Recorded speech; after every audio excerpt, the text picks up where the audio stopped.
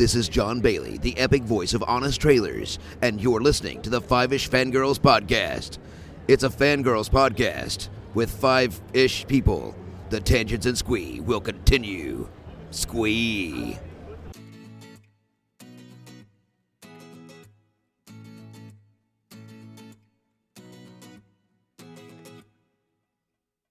The tangents and squee continue all the way to episode 485 of the Fiveish Fangirls podcast. You know what the happiest animal on earth is? It's the goldfish. Got a 10-second memory. Be a goldfish, Sam. Welcome everyone to this week's episode of the Fiveish Fangirls podcast. So glad you could join us. Let's start off like we're doing with virtual table and see who's joined us this week. Was Brittany here? Brittany. Brittany. Oh, did we lose her? We lost Brittany. Brittany was here.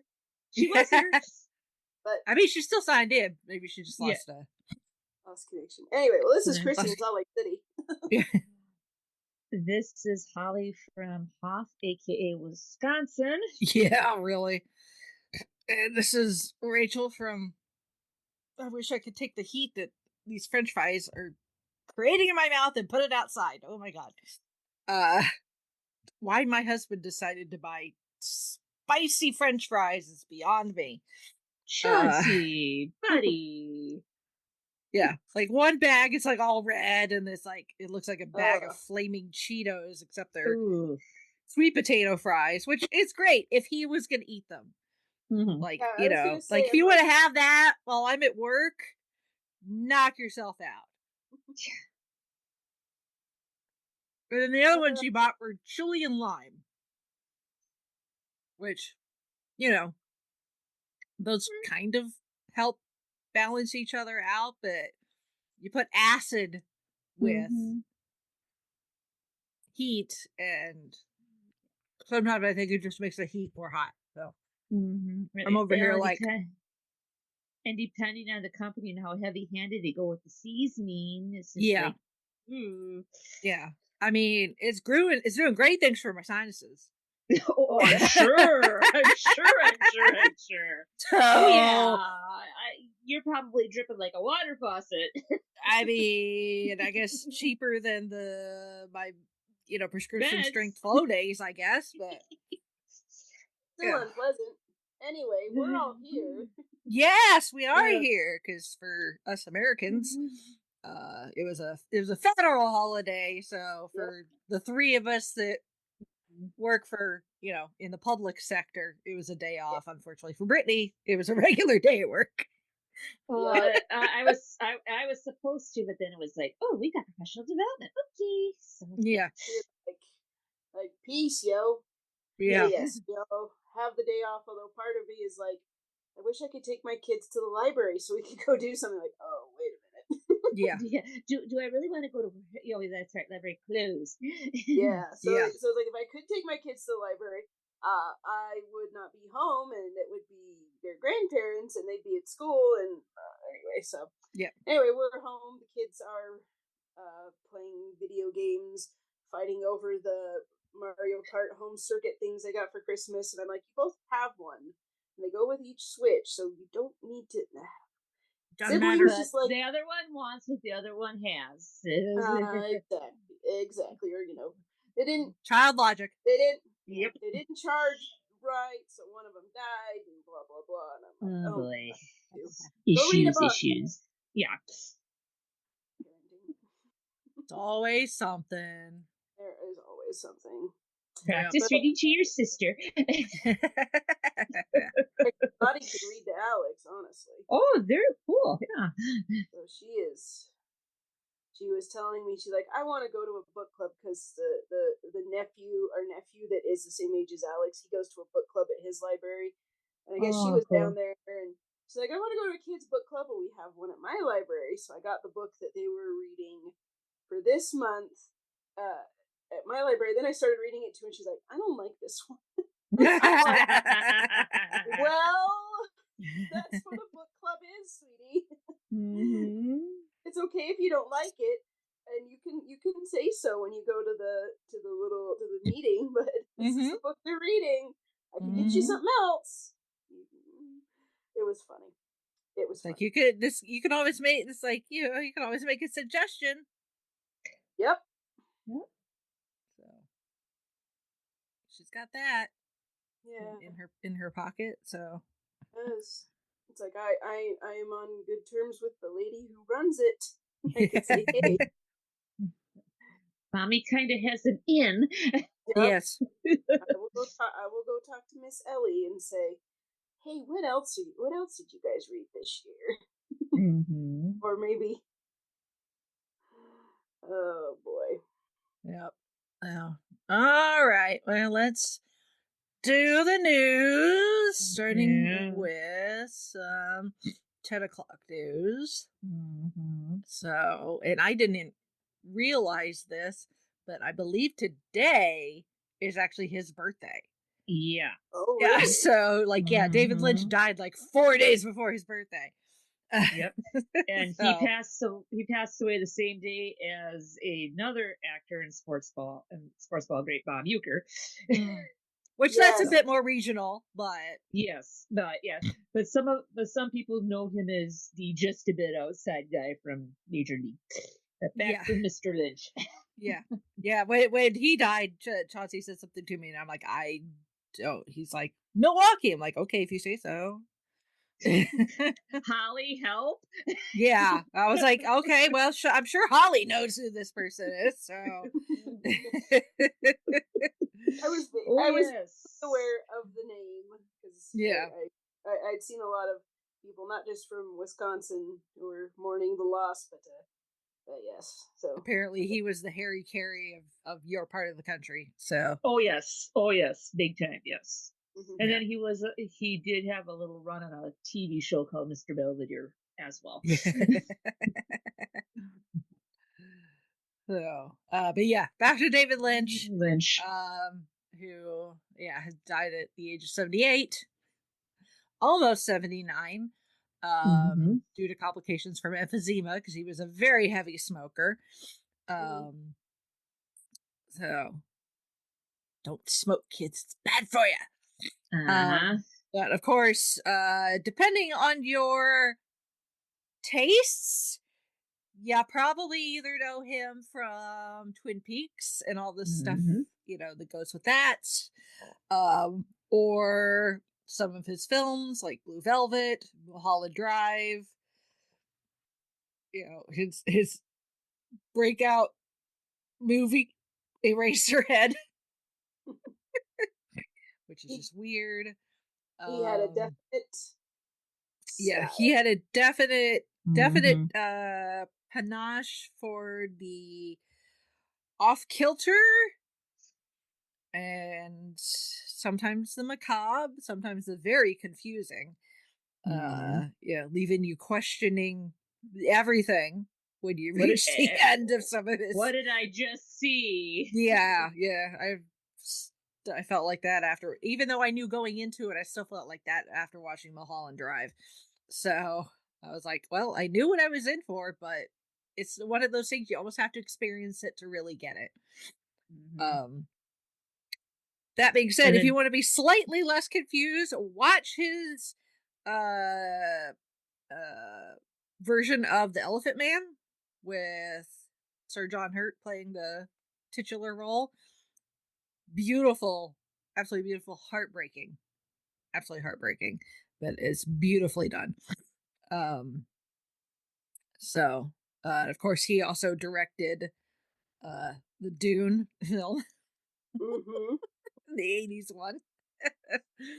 Speaking of his certain style, but that was the one that there's people who are like they either love that one or they love the sci-fi miniseries. It doesn't. I don't know. It just feels like people who they either love one or they love the other. They don't love both. It feels like I could be off the wall here, but that's just the vibe I get from people who talk about both of those versions.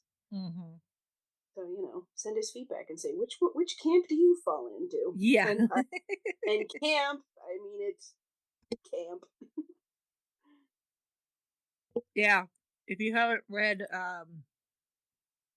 Sir Patrick Stewart's memoir yet, he talks about meeting David Lynch for the first time when he got hired to be in said Dune. So Yep. there's quite the meeting. Lynch left a very big impression on Sir Patrick. So, Quite. yeah. So, but yeah, go have some. I guess if it's your beverage of choice, have some damn good coffee that's hot. Yep. Pour one out for David Lynch. So, and you can always go and listen to the full catalog of Ghost with the Twin Peaks podcast, Yes. hosted by our friends Charles Skaggs and Sam Sprouse. Yeah. So, not sure if they're going to do maybe a in memory of episode or not. I think they've decided yet. So, Okay. but considering they pretty much have covered everything David Lynch and tangentially connected to David Lynch. So they've got all of it covered for you. Yes. Yep. So there is that, and then happy 91st birthday to Tom Baker. Yes. Yep. Yes. Or as he is now Sir Tom Baker. Tom Baker. Yes. Exactly. All right. Moving on to some news that Chrissy brought along. Yes. So we're super excited about this, and I know that some of it leaked, and so they were not quite prepared to make the official announcement, but there was a trailer a few days ago for the Nintendo Switch 2. And I've watched this trailer several times. I showed it to Lottie, and she's very excited because both my kids over the holidays started playing ours. We have 2 Switches. Jared and I each had one, and now they're both the kids' Switches, unless they want us to play something. But the Switch 2 is going to be out, I believe in April. Is I think the date, or that's when they'll have more information on the next Nintendo Direct, which is, if you follow Nintendo, they have, or I guess it's just this year 2025. Doesn't Nintendo do like a big thing, kind of like Apple does, and some of the other big tech companies? That's the direct. Oh, okay. So every few months they like have a video that they put out, and they're very well done, and they just highlight some things that are coming, some things that they're announcing. So it's like stuff that is ready to go. It's going to be out in the next few months, or stuff that's like, here, we're working on it, and you can look forward to it coming. But the next direct will be, I'll have more details, and it'll be April 2nd, and then they'll also have a Nintendo 2 Switch, or Nintendo Switch 2 experience events, which, the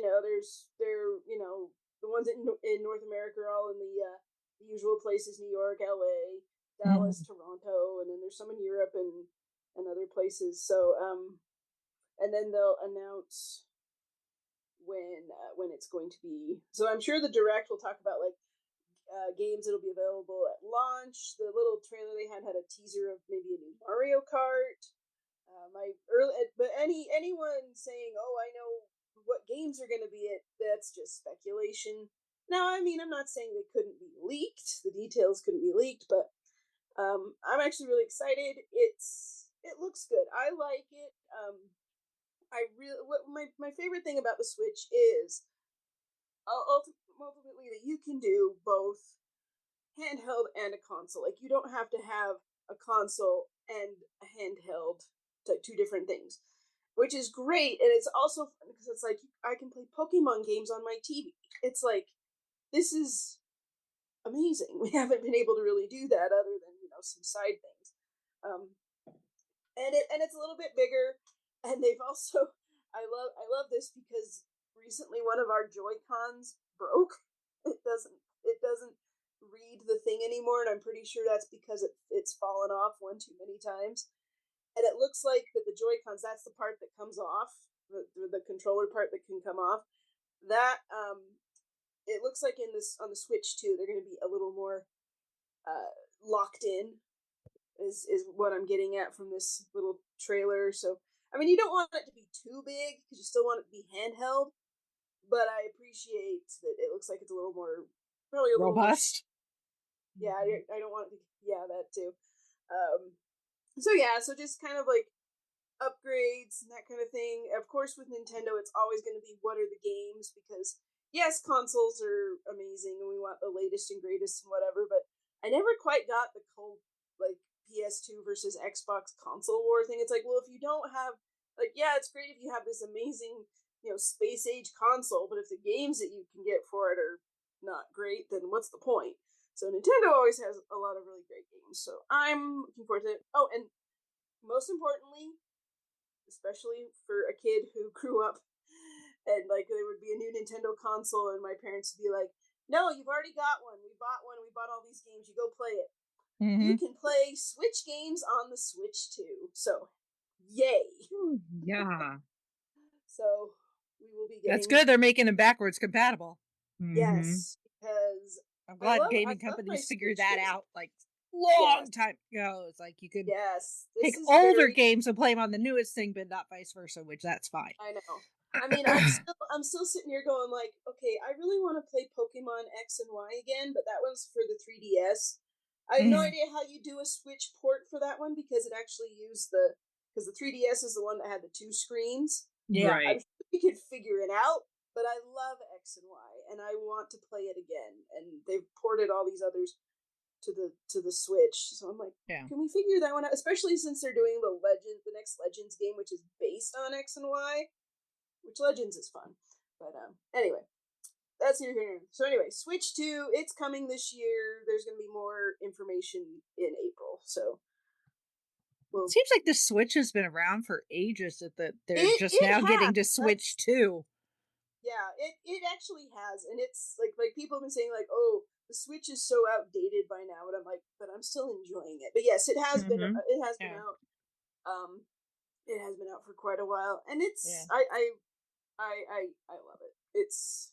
I've played with my brothers when I've had to house sit. Yeah, because it's not necessarily something he travels with. Because he's usually when he travels just playing his fighting game, so he has to take the gear for that. So his Switch stays home, and he's like, oh, it's charged, it's ready to go. So just play it if if it suits you. Yeah, the mood strikes you. And I played with it a few times. It's kind of fun. I got myself pretty involved in playing Mario Golf. No, it's been great, and we love our Switches. So Switch 2 is gonna be fun. So that's exciting, and of course that also brings new games with it. So whatever games they announce, I'm sure it'll be great. Probably another Mario game or something. Mm-hmm. So we'll see what happens. So. And then the other bit of news that I wanted to bring up, because I'm excited for it, even though I probably will not. No, I know I will not be able to see it because it's not coming here. But it's Sailor Moon's Super Live Tour coming to the U.S. This was, if I remember right, this was sort of planned back in the infamous 2020 year. That we all know what happened there. Obviously, it was canceled. Maybe that was the ice skating one. Anyway, there was something. But back then it was only going to be in New York anyway, so it's like, well, whatever. Well, now there are multiple tour dates in March and April. It's going to be in the United States. It says North America, but they're all U.S. cities. I don't know why. Anyway, but if you don't know, so there's Sailor Moon, the anime. There's all the other offshoots in the movies and stuff, and then they've also done stage musicals. Yes, stage musicals, which is not unheard of in Japan. They're like Studio Ghibli. There's some there. Stage productions of different anime. Well, Sailor Moon has had a lot over the years, and you can look them up. With the music and stuff like that. So this one it's another musical. think this version that's going on tour is a little shorter. But it's it's a musical. It's a stage production. I really don't know what the story it is about, or if there even is a story. If it's just like music, like songs from all the different musicals that they've done. But they have the girls and they're in the costumes, and it's very much a stage production. So it's going to be in places like Pittsburgh, in Milwaukee, several places in Texas, Portland, and hold on, I was just pulling up what else there was because I all the non-flyover places. Yeah, all the not a lot. Yeah, they don't like flyover country. Although I don't know, Pittsburgh kind of seems a little maybe borderline flyover, but a lot of Texas, Minneapolis, St. Louis, so Louisville, Dayton, Ohio, Chicago, Newark, New Jersey, and Philly, so places like that. So Texas, it's like there's like five or six of them. Oh, Washington, they have Seattle and Spokane, so there's two there if you want to go. So yeah, Texas, I think there's like one in Austin, San Antonio, Sugar Land, Dallas, and Midland. I think I just listed off all of them. Mm-hmm. Yeah, so if you're in any of those places, go and write to us and tell us how it was. But I'm like, well, maybe they'll do another tour someday, and they'll come a little closer to me. Because right now, I'm looking at it like the closest is probably it's either between Spokane and Portland. Mm-hmm. And I'm like, I'm not going to make it to either of those places. Probably. So yeah. Anyway, so that looks like fun. I'm jealous of the people who get to see it. So, but yeah, so there's that. Mm-hmm. And following up from news last week, we got some actual dates related to Gen Con now instead of more vague. So badge registration for 4-day and single day badges go on sale at noon Eastern on February 9th. So, as I said last week, been selling out the last few years. So if you think you can swing it, get in early so that you know you got a ticket. But keep that in mind. February 9th. And then housing registration will begin at noon on February 23rd. Make sure that you go to the website to make sure that if you plan on staying within the hotel block, that you are in, so that they can add you to. So what they do is once hotel registration opens up, is they do them in batches. So people like VIGs, very important gamers, get like first dibs and the like, and then they'll do it in batches on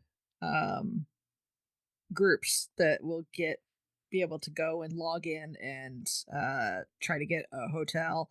And I believe there have been some changes, at least to some of the hotels, about how many nights minimum they're requiring. So if you've got a hotel preference, you may want to check and make sure. I know also some prices have changed. So keep those things in mind so you're not completely surprised if you are lucky enough to get into the hotel block and actually book something, so that you're not like, wait, this is what I was expecting. And then event registration for ticketed events opens at noon Eastern on May 18th. So there is that. So that is quickly coming down the pipeline, which is wild. Mm-hmm. Yep. And then in the feeds, January, our first, Patreon episode for Gold Standard is now available for those supporters. So you can go to Patreon and listen to our review of the 2002 Sam Mendes directed film Road to Perdition, starring Tom Hanks not being America's dad by any means. He's being a dad, but he's not being America's dad. And then in the regular feed, you can listen to our review of the film adaptation of Roald Dahl's The Witches with Angelica Houston as the Grand High Witch and fabulous special effects done by puppet expert, group that's very expertise when it comes to doing things that look like animals and other creatures. So yep, I love that movie. I love that book, and it is one of the last things that Jim worked on. So yep, and it looks amazing. So yeah, the prosthetics and the makeup work still holds up. Oh, so, absolutely.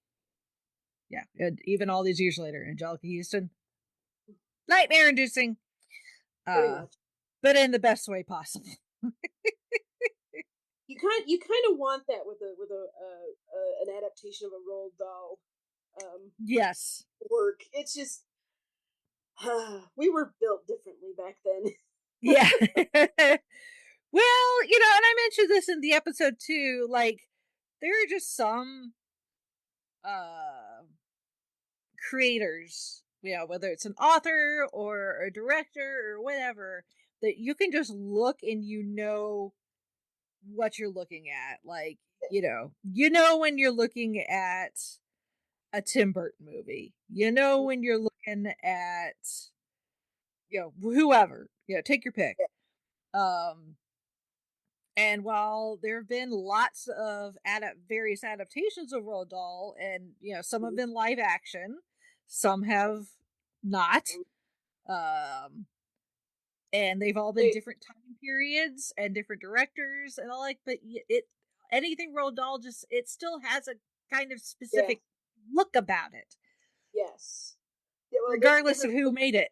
So and you know what, all those books, they are still very much for kids. And it was like he's one of those authors that doesn't mollycoddle kids. I don't know, do we still say mollycoddle? I don't know. But doesn't like treat them like they're fragile spun glass. Oh no. Definitely not. I love the creepy stuff in Roald Dahl because it's presented in such a way that is still that kids love. Kids like that stuff. I mean, my gosh, my 7-year-old is like obsessed with zombies, and he is just like he finds like videos, especially with his Minecraft and Minecraft zombies, and I'm like, Alex, I bet you'd like some kind of a Roald Dahl movie or a book. I mean, he doesn't really sit still to listen or read a book, but I'm like, dang, I think he would enjoy that. If I could figure out how to introduce him. It's a little tricky with him, but yeah. So, cool. Yep. So there is that. All right. Moving on to feedback. The feedback from Charlene. She says, going back to anniversary films, I thought you girls might talk about the Sherlock Holmes movies with Robbie Downey Jr. Did you already cover them? No, we have not. Oh, I'm still waiting for that third one to pop up somewhere. Am I having a Mandela effect that they announced the third one and they actually filmed it? I feel like it was announced or at least implied to be coming. I swear I saw telephoto lens long distance shots of him and Jude Law running around, filming the third. That could be, I could be meant completely Mandela affecting that. It was like, I swear that they had announced it, they had filmed it, and I think that was right before the pandemic, and like it just like disappeared. But I could be completely hallucinating that. So I am not sure. I do feel like I remember at least an announcement. But then he went on. Then like that weird Doolittle movie came out, and yeah, I don't know. Yeah, I don't. I'm not entirely sure either. So. Well, now yeah, we should cover those because they are quite fun. So plus it's Robert Downey Jr. So. I mean, it is listed in oh, hey, there was even an article in November.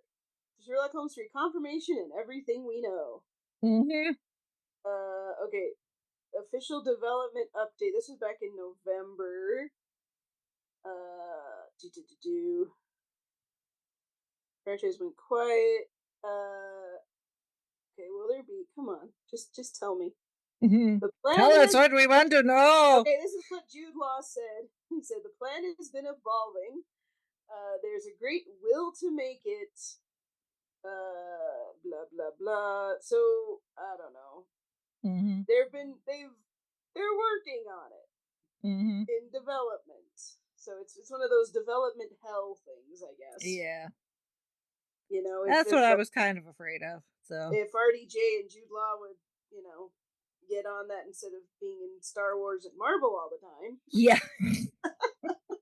Yeah. I guess what I mean, those movies did pretty well. It's not like those bills or those movies didn't pay the bills. Mm-hmm. But whatever. No. Oh, she continues. My friend would have been excited that you girls talked about Lady Gaga. He's a huge fan.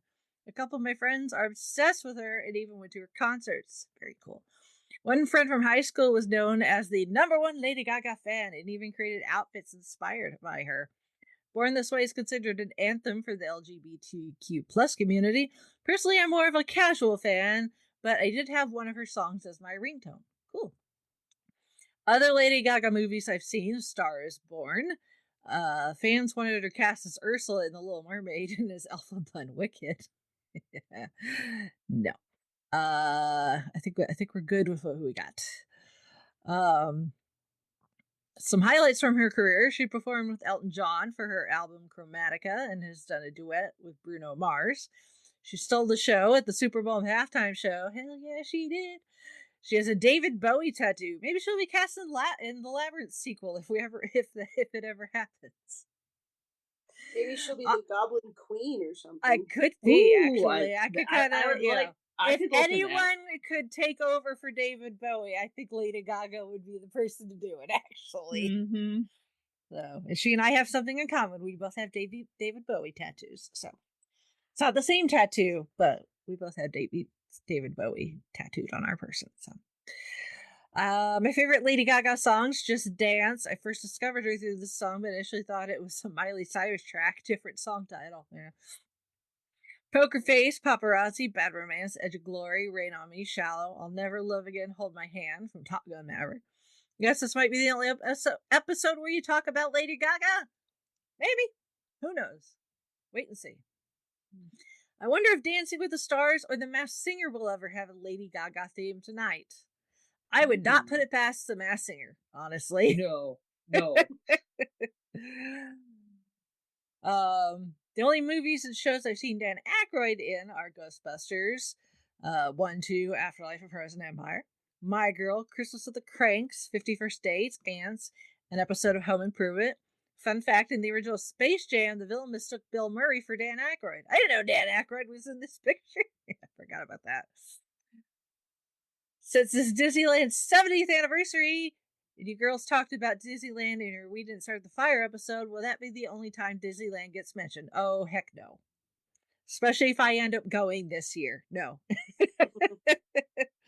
and get to partake in at least some of that 70th anniversary celebration. No, definitely we'll talk about Disneyland again. The plans are in the works, let's just say, but the long time between now and when we're thinking of going. So, but thank you, Shalane, for your feedback. Mm-hmm. So, all right, moving on to this week's main topic. So, Holly and I are going to hopefully convince both Brittany and Chrissy and everybody else. I'm still working on DJ Nick, so Nick, you too. We're going to do our best to convert you to watch this show. Okay, yes. I have wanted to watch it. This sort of thing sounds right up my alley. Mm-hmm. It's only on Apple TV Plus, and I'm like, how many for streaming? Yes, but it is available in DVD and Blu-ray format. Okay. Yes. Well, then I bet you my library has it, so I'll have to grab it. Yeah. Because physical media is available. It's on my wish list. I'm kind of hoping I'll get it for my birthday. All right. Well, maybe more streaming services need to follow suit. Looking at you, Netflix and Viz. I still haven't gotten Sailor Moon Cosmos on Blu-ray. Mm-hmm. Never mind. Continue. But yes, I do want to watch this because I'm like, this sounds awesome. Yes. Mm-hmm. Yeah. So we are talking about the amazing series that is Ted Lasso. Yes. Which originally was brought to us 5 years ago this coming summer. So and may or may not have a 4th season in the works. Yeah. The way they've been cheesing, it's hard to say. Yeah. We'll get to our collective or our opinions on that one. An additional season. So yes. So Ted Lasso, even if you've not watched it, you probably at least recognize when you see Jason Sudeikis with the mustache and the Kansas accent. Yes. I don't know anybody from Kansas that talks like that. Naturally. So, but hey, whatever. So actually the character of Ted Lasso, originally comes from all the way back in 2013 when Jason Sudeikis was hired by NBC Sports to do some promos for the Premier League. So, and I'm not even going to try to explain the way that professional football is set up, especially in Europe with the different leagues and everything. Yeah. Because it could be confusing as hell. Yeah. I mean, it's not as bad as trying to figure out the odds for the playoffs for our American football, but it's up there. Yeah. Yeah. Because it's like, and they get meta on that in the show about like, that their team, is in the Premier League, but then they get relegated.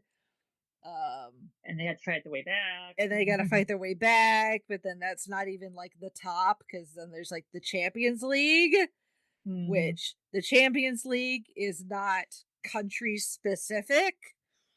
It's just team. Because like Inter Milan is vying for in the Champions League. Yeah. But the Premier League is just like England. And I don't know if it's just England or if it's the UK as a whole. So you've got your leagues that are just country specific, and then you get into things like the Champions Leagues, which is Europe essentially, which is why you will see teams like Inter Milan playing against teams like Real Madrid. So, and then you got FIFA, which is just worldwide and can be completely, and with FIFA, it's sometimes country, but like this summer, FIFA is holding a bunch of like friendlies essentially here in the US, and teams are coming over from other parts of the world, but it's not their country teams, it's the team's team. So like Inter Milan is coming to America to play some American teams as Inter Milan, not as Italy. So yeah. So it's a little confusing, I will say. You know, I didn't start. I knew about Ted Lasso. I like everybody else, I had heard how good it was, but it wasn't until I started watching soccer that I was you finally gain like, more of okay, appreciation. maybe I'll do better actually as a footy fan. Although I'm more well versed in the art of footy now, so it makes even more sense now. But I'm still with Ted with the offsides thing. Yeah. I hate offsides when it doesn't do us any good. I love it when it's for the other team. But that's like a lot of sports. Like I love rules that make the other team hurt, but not when it hurts us. Exactly. So yeah. So back 2013, NBC Sports, who at the time was the American, I guess, broadcaster for the Premier League, wanted to do these promotions, advertisements, and so they hired Jason Sudeikis to play this character who is depicted as a new head coach of Tottenham, which is an actual team. And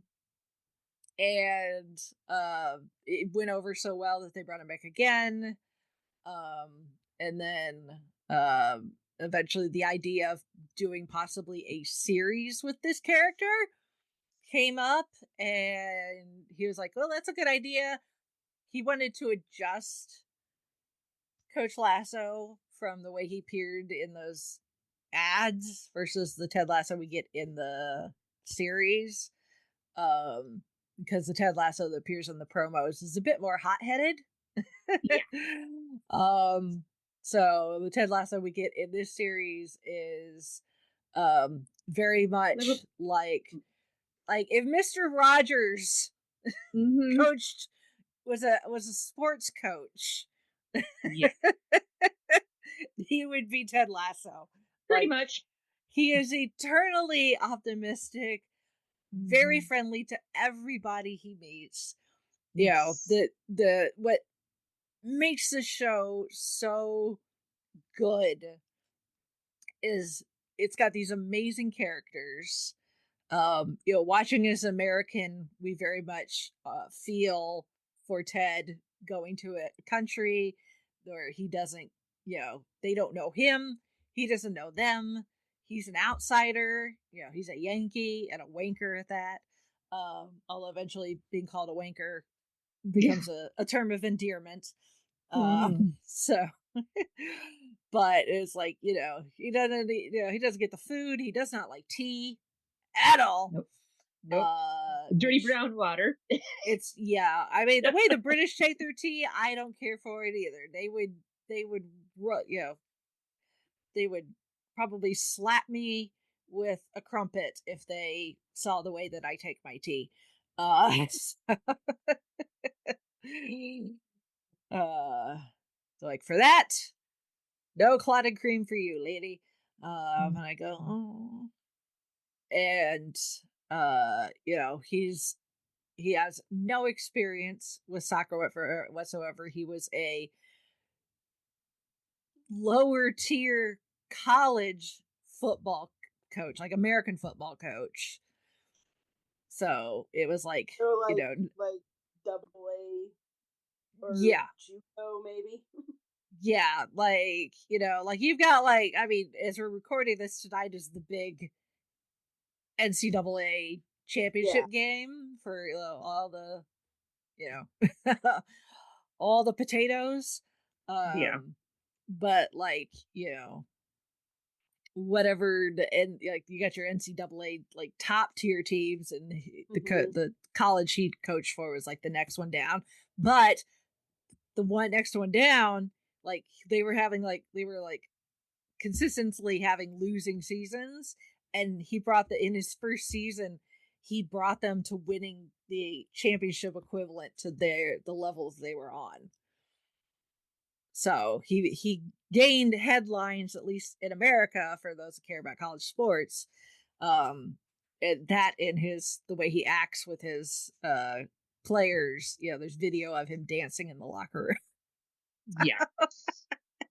Which is Ted Lasso's and kind of Jason Sudeikis' like signature dance. So he's made a name. He's made a name for himself in America, and somehow Rebecca, who is now the owner of this Premier League team, Richmond, which they are based on Crystal Palace, which is an actual real life club that plays at the stadium that they use as Richmond Stadium in the show. And actually their first match, Richmond's first match as Ted with the coaches against Crystal Palace. So kind of they're playing against themselves, in a weird meta type way. But Rebecca has recently been dumped and getting divorced from her husband, Rupert. Yep. Played by a guy who really apparently likes to play people named Rupert. Yes, Anthony Stewart Head. Anthony Stewart Head. I'm just like, really? Okay. Yeah. You're like, okay, Giles. Exactly. Yes. Yeah. But she her husband, she found out her husband was cheating in like the most public way in the British with another Rebecca. Yeah, with another Rebecca, but it comes out in the British tabloids, and we know how awful the British tabloids are. And so in the divorce agreement, she gets the club. Yep. And she kind of takes a page out of the Major League first movie. Yeah.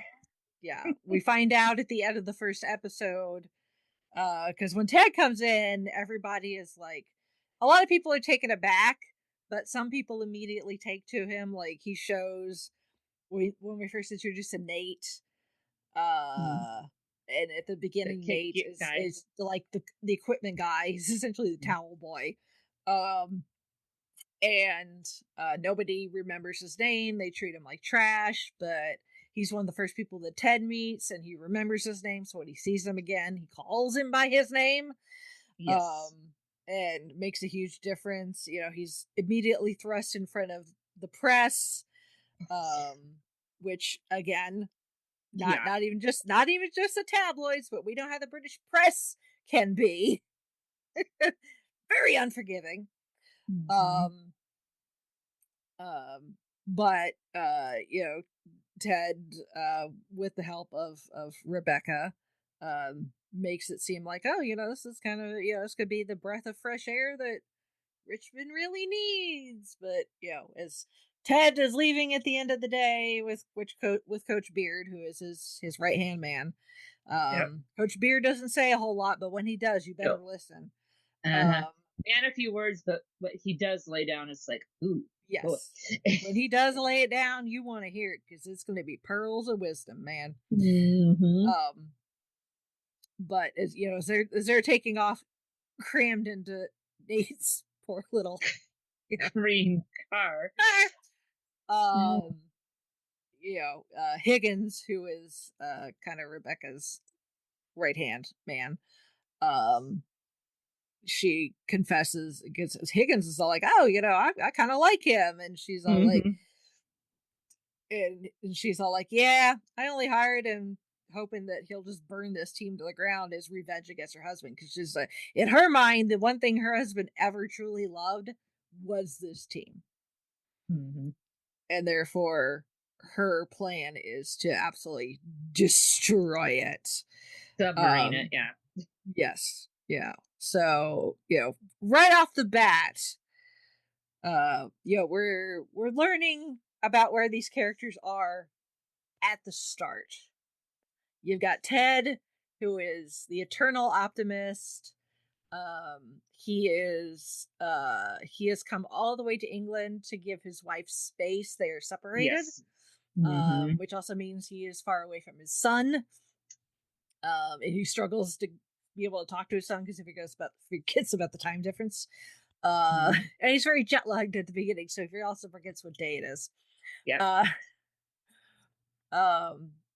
Rebecca very much comes off as a very frigid, mean kind of, like Devil Wears Prada type yeah boss. Probably a step lower, but she has her moments. You've got her Higgins. her man Higgins. her man Higgins, who seems a little haphazard, a little fumbling a bit. You got Nate, who seems like very insecure and very unsure of himself. You meet Keeley, who is Jamie's at that time girlfriend. And it seems to be a very stereotypical footballer hot girlfriend relationship. Jamie Tart, or is I'm sorry for the earworm, but eventually Jamie Tart. Jamie Tart. Which apparently there is an actual footballer that has that distinction in real life. Oh boy. That Baby Shark is like the crowd's thing to sing for them. Whoever that is, I'm so sorry. I forget who it is. It's like, I'm so sorry. Jamie is like the he's the best player on the team. He has got the worst attitude. Oh, yes. Because he is a hot shot and he knows he is. Ego personified. Oh my God, so much ego. You've got Roy Kent. Oh yeah. Who is the captain and the most seasoned player. He used to be played in a higher league at a higher level, and with age and injury, he's had to move down. Now he's playing at AFC Richmond, but his age is starting to catch up with him. He's got a temper, and does not seem to like anybody or anything. Has no sense of humor whatsoever. No, or if he does, it's real dry. Yeah, real dark, and and not in like the dry British kind of dry. Like no. I mean, kind of, but like there's British dry, and then there's like Roy Kent dry, and those are two different things. Basically, he is the Ted Lasso version of Oscar the Grouch. Yeah. Everything that Ted is, Roy Kent isn't. Yeah. And vice versa. Yes. It's like, is this an attitude that Ted Lasso would approve of? No, it must be Roy Kent then. And then we have some other players that come and go. Because as with actual football, people get traded. Sometimes they get loaned out. That sort of thing. People get injured and have to get benched. That sort of thing. So we're not going to touch on everybody. Otherwise, we'd be here forever. And plus, we want you to watch. Yes, we don't want to spoil everything. Yes, but those are the ones you really need to know about. Is Ted, Coach Beard, Rebecca, Jamie, Nate. Roy, and Nate, and Keeley. So, But yeah, there's some others. There's Danny Rojas who comes Yes. in from he's a Mexican player, comes in, is kind of the Ted Lasso of somebody who actually knows their way around a football pitch. Yes. Yeah, he's very, very excitable. Yeah, he's like breath very of fresh excited. air. Yeah, very much. So, yeah. So we got other characters that come and go. You know, people from different countries. We've got Sam, who's from Nigeria. A lot of character growth there, and a very interesting storyline. Yeah, you got Colin, who's Welsh. Recurring and then becomes a regular in the final season is Trent Krim, who's one of the reporters. He works for the Independent. The running joke is he always introduces himself the same way, Trent Krim of the Independent. Yeah. Yeah. And of course, you know, a lot of the Richmond personnel, both players and other people that work for the club. You've got characters that play for other teams. Some are made up, some are real. Because Rupert, Rebecca's ex-husband, goes on to own West Ham United, which is an actual team. So we see some West Ham players, some actual West Ham players. We actually see West Ham's I want to say he's not their, oh, he's a man. No, it's not West Ham. We see like the manager of Man City as himself. We see a lot of like, you know, if we were in the UK and watched their broadcasts, like we probably recognize some of like these like TV talking heads and stuff. You know, obviously here in the US, watching European football, we get other announcers and talking heads for some of these shows. So yeah. But yeah, there's but we're just gonna kind of focus on those folks right there, and we're not necessarily gonna go like season through season, episode through episode. I think it'd make more sense to talk about like these specific characters and a little bit of where they start and how they end and how that feeds into the greater aspects of the show that what make the show so good. Because the thing is, even if you're not a soccer fan, if you're like Ted Lasso and you know nothing, I still think you can enjoy this. Oh yeah, just because it's written so well. The characters are still very relatable in some of the things that they go through. And there's a lot of character growth for all of them. Lot of character growth. They progress and then they backslide a bit and then they progress again. So it was nice. It was nice to see. Yeah.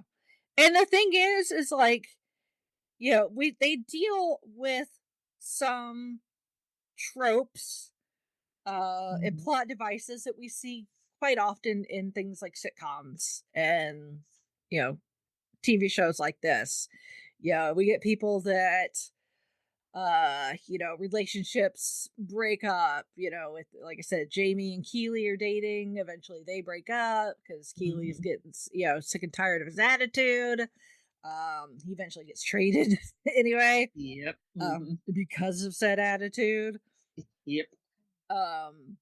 You know, there's a lot of touching upon things like you know, what it means to be a man,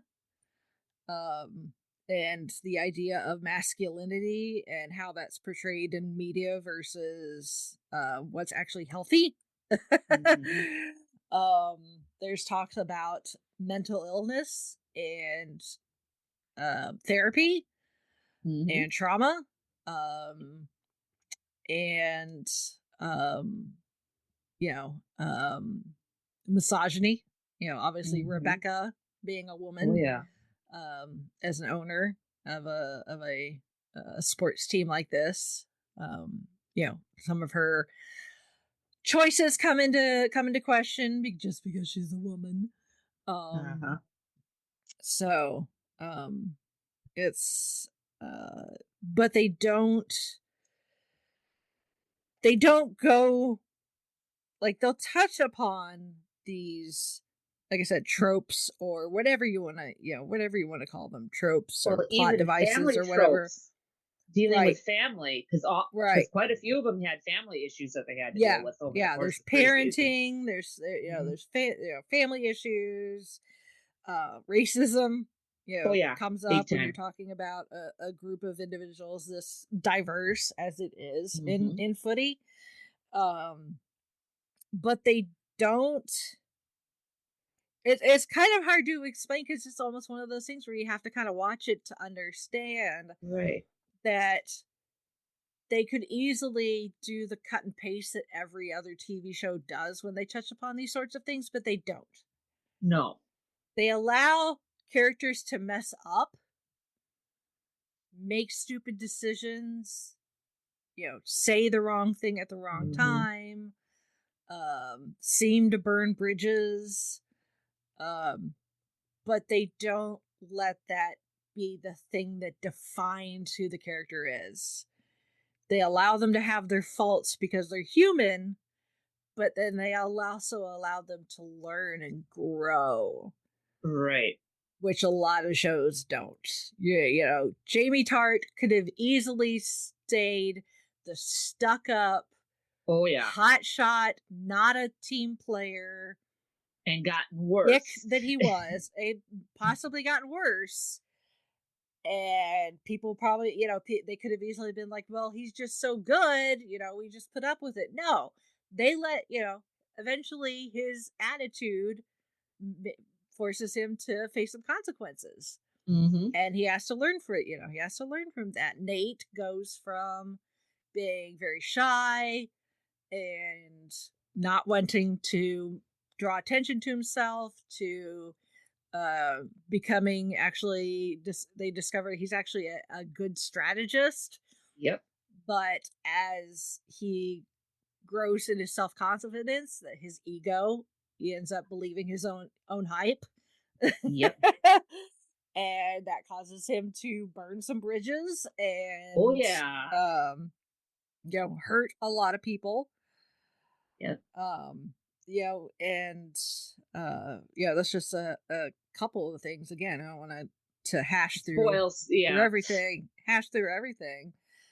um but yeah, every single one of these characters, especially the more regular ones, go through really great and well written um character arcs just in just 3 seasons is the Yeah. thing. It's like it's And 3 seasons. The episodes are what, like half an hour? It's not half an an hour. hour. Yeah. Well, some of them are longer than there's some short ones, Yeah, and because it is some streaming, so seasons. they're not as tied Right. to run times. Hmm. That is true. And the first 2 seasons, I think, are like 10 or 11 episodes, and then can't remember the third. But I mean, short seasons, but still, Mhm. I mean, they go by fast. Like, oh wow, Mhm. that was season one already. Okay. Mhm. Yeah. Yeah. Um I've put some links in the show notes to a few, like, YouTube essays of people that are a bit smarter than me when it comes to describing some of these things. Because it's kind of the thing with media is if you watch, you hear some people complain, with a lot of times movies, but you can hear this about television too, about, it's just the same old. Uh nobody's got any fresh ideas. Um And this is something that is different Fresh. enough that it comes off as very fresh and is very amusing, but also moving. Um, you know, Jason Sudeikis is this is a really, really good part for him. You know, I kind of feel for him because the thing is, when he went off to do to film the series, he himself was very much having a Ted Lasso moment in his own life because he and Olivia Wilde had broken up Oh, that's right. Yeah. when the show got picked up. So he was going through a divorce and moved to England because that's where they filmed the show. um so yeah, you gotta feel for the guy that unfortunately art was imitating his life probably just a little too much, but Mm-hmm. it makes for some really good television, you know. So the like I said, it actually is filmed in England, in Richmond.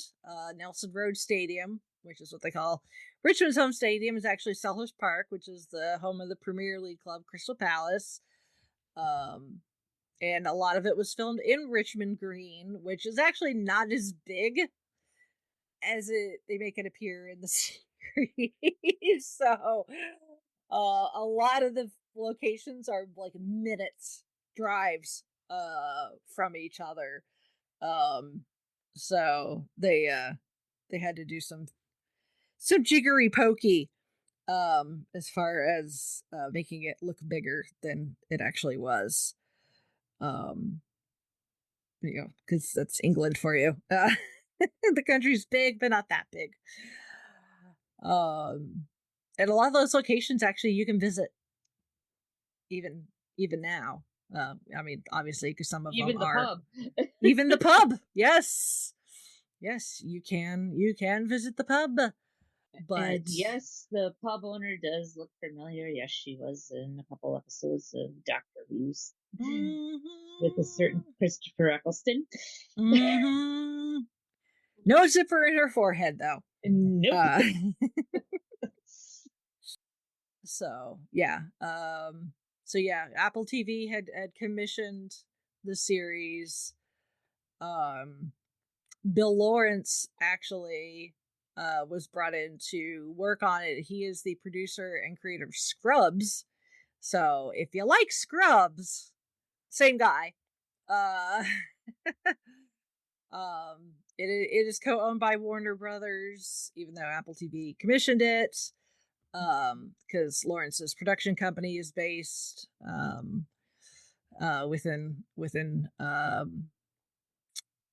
within Warner Brothers.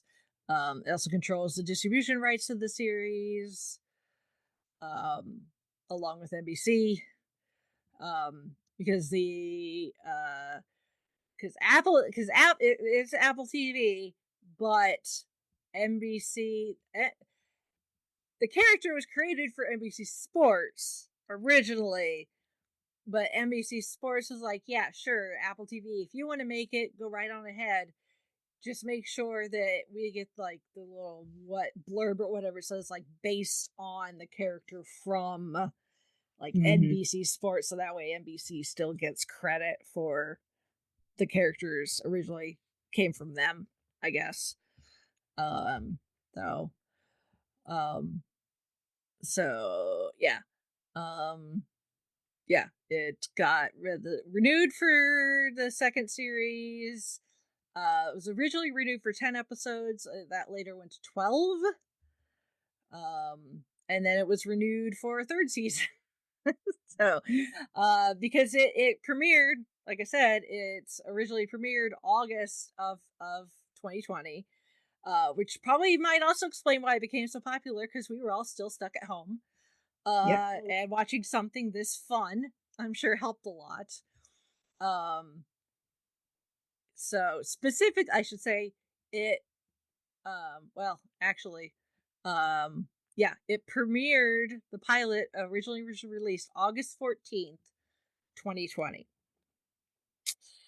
It got renewed for season 2 on August 19th, 2020. 1 week. And then it got renewed for its 3rd season October 28th of 2020. So 6 months later. Yeah. And Lawrence in an episode of Fake Doctors Real Friends, which is the Scrub Rewatch podcast with Zach Braff and Donald Faison. He even said that Ted Lasso would probably be a 3-season show just because Sudeikis wasn't really available beyond the 3rd season. And the story they pretty much planned it out for 3 seasons. Mm-hmm. So, and in 2022, they were like, yeah, we're writing it like it's 3 seasons. In early 2023, Sudeikis said the 3rd season is the end of the story that they wanted to tell, but there are possibilities for spinoffs. Mm-hmm. But as Holly said, it sounds like maybe we're not getting a spinoff, but possibly a 4th season. Right. So.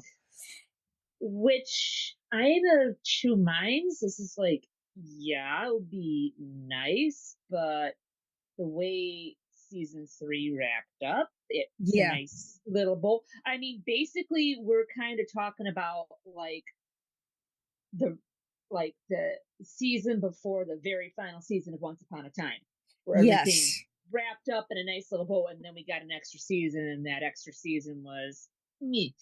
Yeah, I don't want to have a meh with this one. Right? Yeah. Or could we do like maybe a TV reunion movie? I'd be for that instead of Ted Lasso 5 years later or whatever. Right? Like, what's everybody up to? Right? Exactly. Yeah, because I didn't get a chance to go to Phil Dunster's panel at GalaxyCon. He played Jamie. And so if anybody asked about another season, I did not get to hear about it. So right. Well, unless he has an NDA and he couldn't say much. Right. That is also true as well. You know, the pieces are potentially there. Mm-hmm. Apple TV has, or at least had, a licensing deal with the Premier League, which allows them to feature the logos, the kits, all the fun stuff that you recognize from football clubs. They even got a deal with Nike so that the Nike swoosh logo appears on the AFC Richmond gear. Mm-hmm. So I do like. I mean, obviously, it's for more serious reasons when they get like a big sponsor. It's a international airline, right? And for reasons that we won't spoil, they end up dropping that. Yes, and that's a sponsor key storyline in that season. Yeah, they end up dropping that sponsor and getting a like a dating app as their sponsor instead. Which I kind of like, because I swear every major football team is sponsored by either United Arab, Emirates Airline. Yep. Most of the time. Yeah. Or some equivalent. So, right. It's like that. Yeah. I can remember when I was in Spain watching some of the higher end football teams. I mean, it was like cell phone between the Emirates, it was cell phone companies like Vodafone and some other mobile company. It was just like those were their sponsors. Mm-hmm. Yeah. And it's like even Inter Milan, I mean, they've had their share of sponsors, but I do like the fact that my jersey, it's the Paramount Plus logo because that makes it distinctive.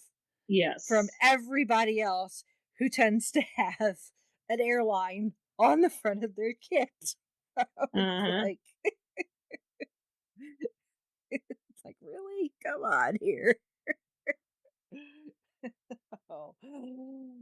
Oh, and it's not just the Premier League. It's across the board. Yep. It's like, I really should Google that. How many football clubs does Emirates Airlines sponsor? Yeah. I mean, it almost seems like every single one of them, or at least they sponsored at least for half a season or what, you know. It's just like, okay, we haven't sponsored you yet, so yeah, we'll do, and then you're going to have to switch to your other sponsor, and I mean, I could be wrong, but that's almost like it seems like.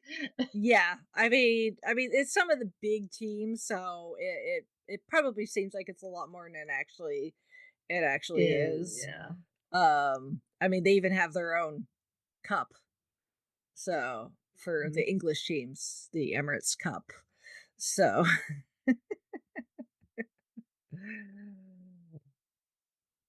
One, 2, 3, 4, 5, 6, 7, 8, 9 in 9 different clubs in the last 20-ish, 25 years, off and on. So, including our rivals, AC Milan. Yeah. Which. I mean, it is some of the big ones. It's Arsenal, it's AC Milan, it's Real Madrid, it's SL, Benfica, they've got their entire league. Emirates has their own league, so it's a lot.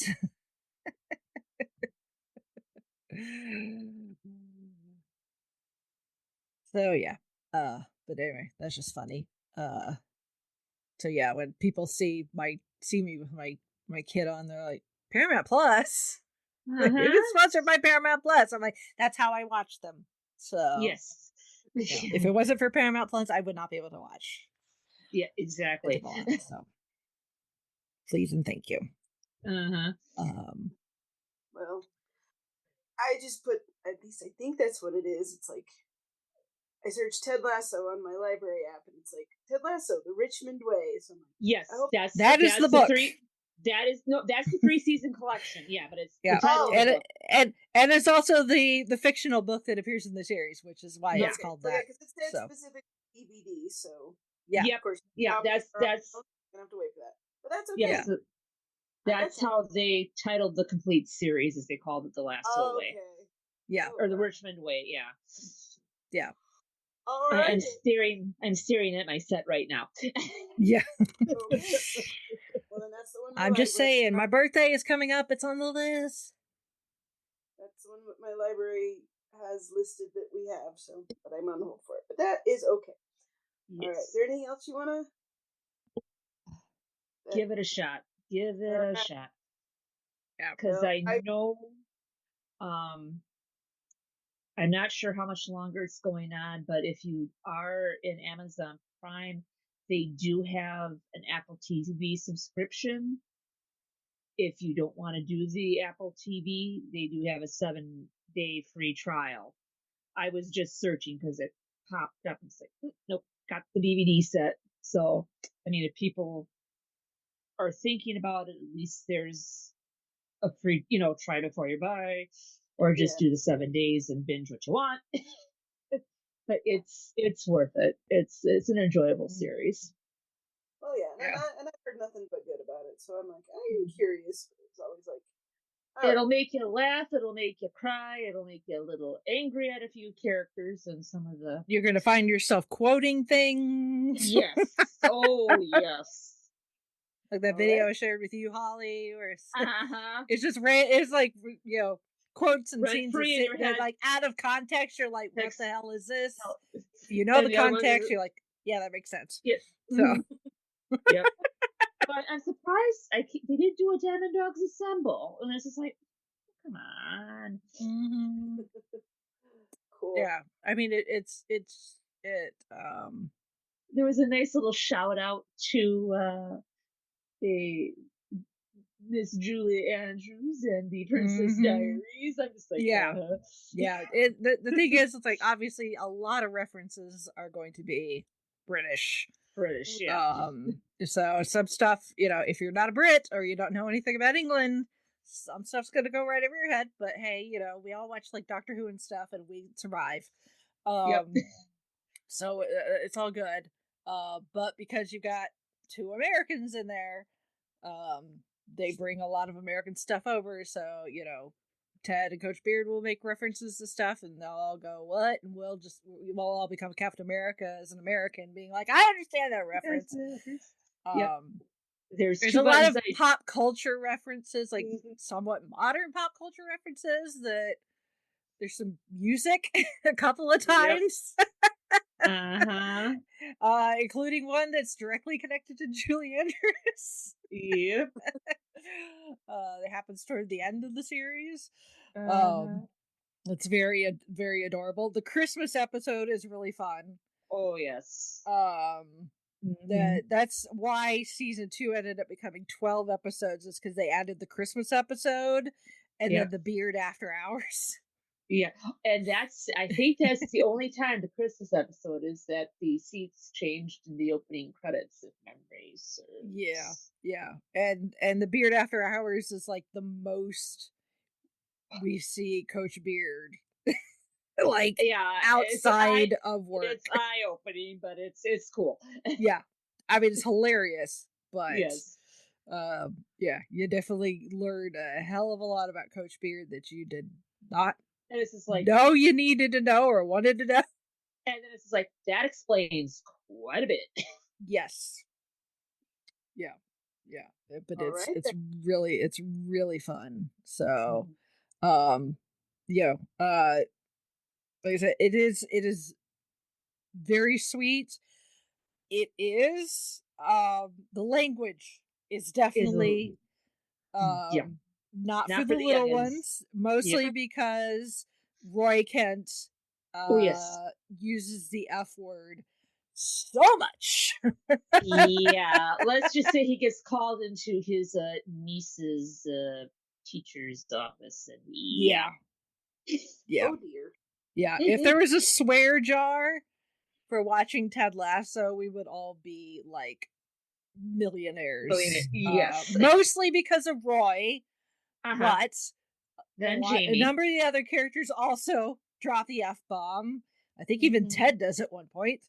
So the Ted is like maybe once or twice. Otherwise, he usually tries to censor him. Yes, censor himself. Yeah, don't let early on you may be like, you're not sure about Ted and his seemingly almost sickeningly sweet positive attitude. Don't let that deter you. No. Because I mean it comes from a good place. Yep. But it is not 24/7 365. No. This is the way Ted, we definitely stuff out about Ted. Yeah, we definitely get to see other sides of him as well. Because I know, people be like, this is too saccharine. Well, believe me, I hate saccharine as much as the next person. There's a reason I hate the movie. It's a Wonderful Life. Because I can't stand saccharine. This is not that. No. All right then. So, also, if you are a huge fan of British biscuits, especially the shortbread ones, don't watch Hungry. No. You may not like tea, but if you like a good cookie, shortbread. Every Monday. Was it every Monday or is it every day? It was pretty much every day. Biscuits with the Boss. The Boss. Yep. So, funnily enough, those biscuits apparently tasted terrible. Oh, you're kidding. Yeah. like the caterers or whoever it is that made them, like they're edible, because they needed to be able to eat them on camera, so they're not going to give them anything they can't actually consume. But they didn't necessarily. It never really occurred to them that maybe they should taste good. Right. So just basically, the know, recipes that you see around are probably better than what the actors ate. yeah. So basically, what you're saying is go to the store, get a box of, or get a thing of like Lorna Doone cookies. Yes. Before you sit down and eat. Yeah, and just know that Hannah Waddingham, who plays Rebecca, that is some prime acting that she makes you think that those taste really good. Good, yes. That sounds like the prop department had a problem. Yeah. Yeah. But yeah, get your shortbread cookies that actually taste good. It's like cookies. Yeah.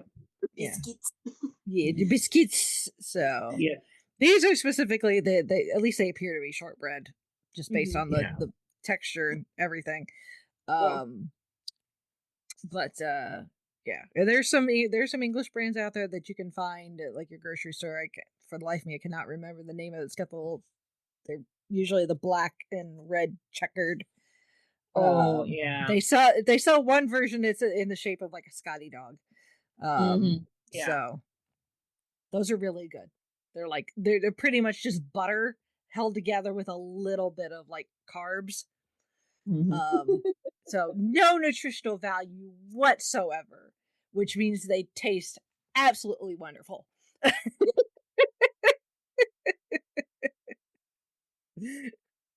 it should be. Yeah. All right. So, well, we got Chrissy converted. Yay! Well, it was already something on my to-do list. I just didn't have it here in front of me. Yes, but now you pulled the trigger. Now I have, so I got it on hold. I don't know how long it's going to take for the hold to get here, but I got time. And we want updates as you watch. All right, I shall indeed. Okay, well, if once that happens, Rachel and I can start a chat with us all. All right. Yeah, so we can. Well, now that the the Lions are out, I'm like, I need something happy. Mm-hmm. I'm so annoyed. I'm like, this dang you, scriptwriter. Yeah. Like, I know what you want, scriptwriter, and you're probably gonna get it, and I'm very annoyed about that. But whatever. We may not be able to convert everybody to watching football, but we're at least going to convert everybody to watch a TV show. Chrissy, case of too much laundry or not enough laundry, right? Like, whatever. I got your reference of the scriptwriter. Flag. Laundry. Or laundry. If you don't know what we're talking about, go look up Tom Grossi on YouTube. Yes. His scripted series. It's actually pretty funny. Mm-hmm. Especially if you do follow the NFL. Mm-hmm. It's good. It's good times. It's like, okay, this makes me happy. Also, he made the Lions loss into a way to make fun of the Cowboys, which that made me happy. I was like, I can do this. We're fine. We can laugh at the Cowboys. Anyway, as I was saying, if any of our listeners have seen Ted Lasso or just want to comment on anything that we've mentioned here today and send in your own feedback, you can do so by sending an email to our email address, which is fiveishfangirls@gmail.com. You can also visit our website, which is thefiveishfangirls.com, and there has links to our social media stuff, all the places that we are, Facebook, Instagram, YouTube, and the like. You can also leave comments on all those places. It has our show notes with links to the things that we mentioned, especially up in the news. So that's there. You can also visit our Patreon, which helps support the podcast, and you can also download our podcast wherever you get your podcasts, because basically we're everywhere. And you can leave a review or whatever floats your boat. And as always, thank you for listening. Thank you for being our audience, our friends, just our people. So Exactly. thank you, and hope everybody is doing well wherever you are. Whether you're, hopefully you're not under 10 feet of snow, and like some places are. Yeah. But you do your best, right? Mm-hmm. Don't freeze, please. Yeah, even if you don't have a ton of snow, it's very, very cold in a lot of places. So please, In a lot of plaplaces, don't go outside unless you absolutely have to. Yes. Yeah. Don't be like my son and getting put on shorts this morning. I was like, dude, what are you doing? Couldn't find his long pants because I hung them up. I'm like, oh my gosh.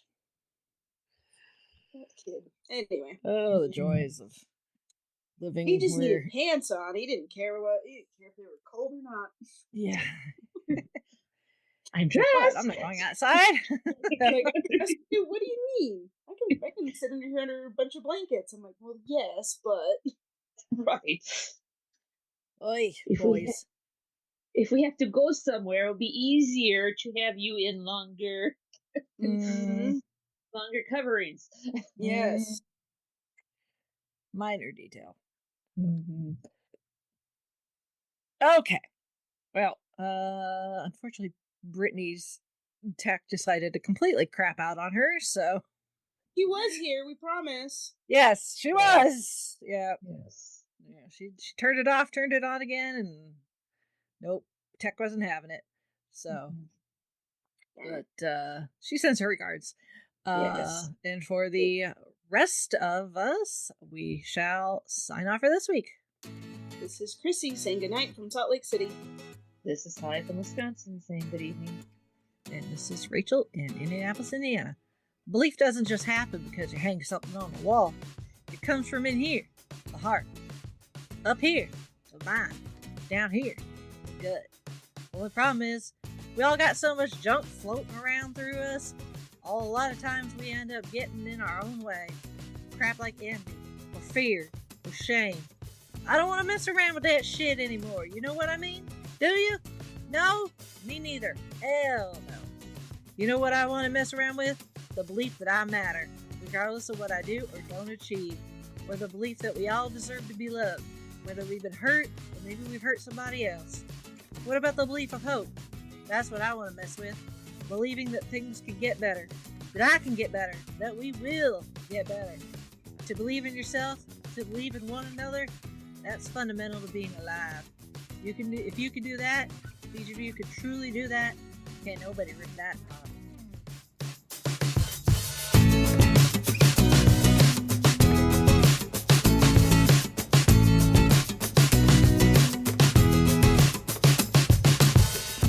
Thank you, our Fiveish fam, for joining us on this week's geeky journey.